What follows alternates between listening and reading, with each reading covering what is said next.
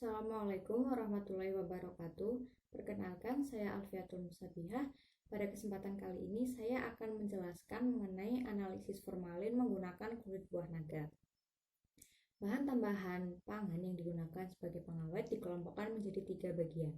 Yang pertama adalah kelompok alami, yaitu bahan pengawet alami yang dapat digunakan secara aman dan bebas sehingga tidak mengganggu kesehatan. Contohnya adalah gula, garam, cuka, dan juga kayu manis. Kemudian kelompok yang kedua adalah bahan pengawet yang dibatasi jumlah konsumsinya. Contohnya adalah asam sorbat dan garamnya, dan asam benzoat dan garamnya. Sedangkan kelompok yang ketiga adalah bahan pengawet yang tidak boleh sama sekali digunakan dalam bahan pangan. Contohnya adalah formalin, boraks, dan juga asam salisilat. Namun pada kenyataannya bahan tambahan pangan ini atau bahan pengawet, contohnya formalin, masih sering disalahgunakan oleh beberapa oknum yang nakal untuk digunakan sebagai bahan pengawet dalam bahan pangan. Padahal menurut Peraturan Menteri Kesehatan Republik Indonesia Nomor 33 Tahun 2012, formalin tidak boleh digunakan dalam pengawetan bahan makanan. Formalin sendiri merupakan larutan yang tidak berwarna dan memiliki bau yang sangat menyengat. Kemudian di dalam formalin ini terdapat 37% formaldehid. Apabila formalin dikonsumsi dalam jumlah yang rendah akan menyebabkan keracunan bagi orang yang mengkonsumsinya.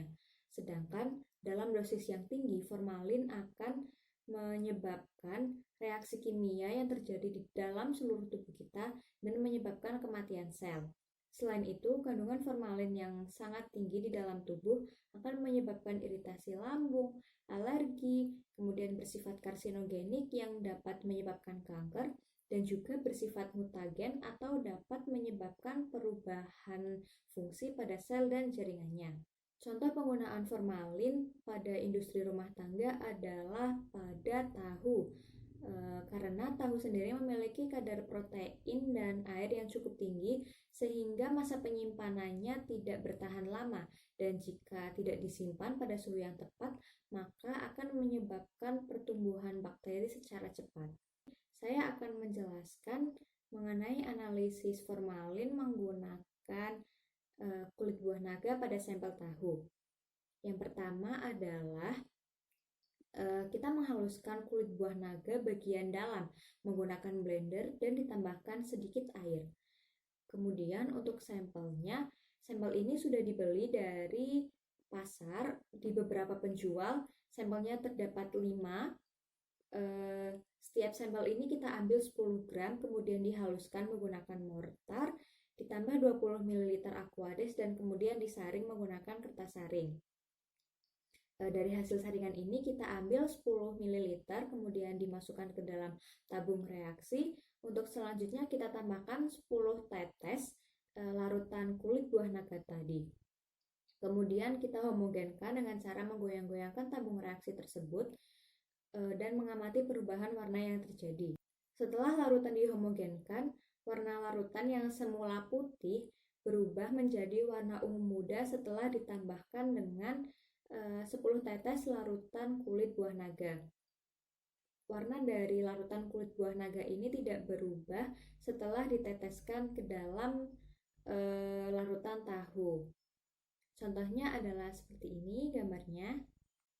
Kemudian ini merupakan data hasil dari pemeriksaan formalin terhadap 5 sampel tahu yang sudah dibeli dari pasar tadi. Kelima sampel tersebut positif mengandung formalin. Hasil pemeriksaan formalin pada sampel tahu ini menggunakan 5 buah tahu yang berbeda dari pedagang di pasar. Dari pemeriksaan awal, kelima sampel tahu ini tidak mengalami perubahan warna, aroma, dan juga teksturnya.